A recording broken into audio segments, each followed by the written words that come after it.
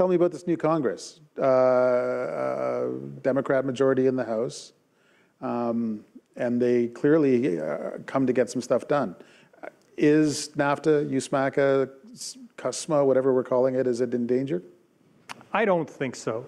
I mean, I think it's interesting. I was saying to somebody the other day that, I mean, I understand that there's been a lot of reports about, maybe it's in trouble. But I commented that most of the people that say that it's in trouble are in the business of selling their services to people who want to get it done. And not that I think that that's a bad thing, because I used to do the same thing, but hire me because it's in trouble, and if you don't hire me, it probably won't get through, is when you see people commenting on it, a lot of them are in that category.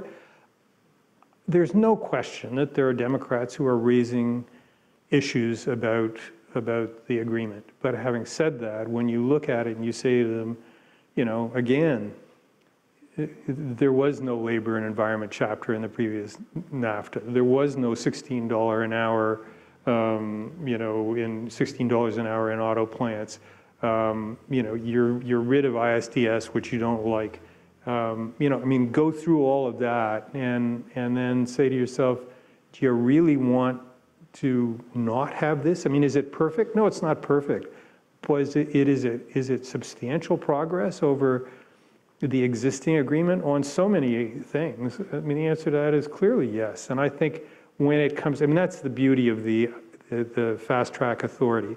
In the U.S. system, if you got fast track, they can only say yes or no.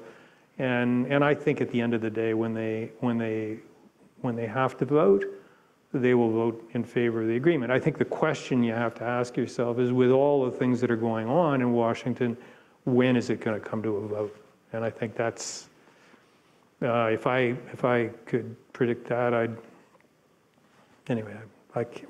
can't. I think it'll come to a vote before the end of the summer session. I hope so, but I can't be assured of that. So your argument to the Democrats in Congress is not that the new treaty averts disaster or that it's a compromise that we can live with. It is that it is positive improvement over NAFTA. It is. Is that true for Canada too? Absolutely it is. How so?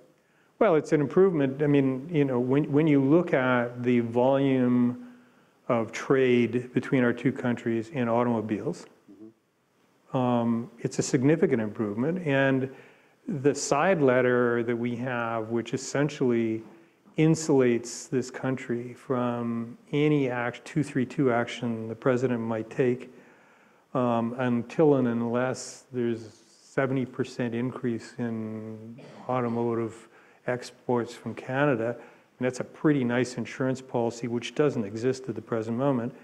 I think the elimination of ISDS, I say, is positive. I think that there are many elements of the agreement which I think are significant improvements. I mean, there's no question that giving up further dairy access is something that is of concern. Obviously, the government's going to have to make some decisions about compensating those farmers, but overall, I think it's a big improvement over the existing deal. If you ask me, do you want to go back to what we had, or do you want to take this? I'd take this every day.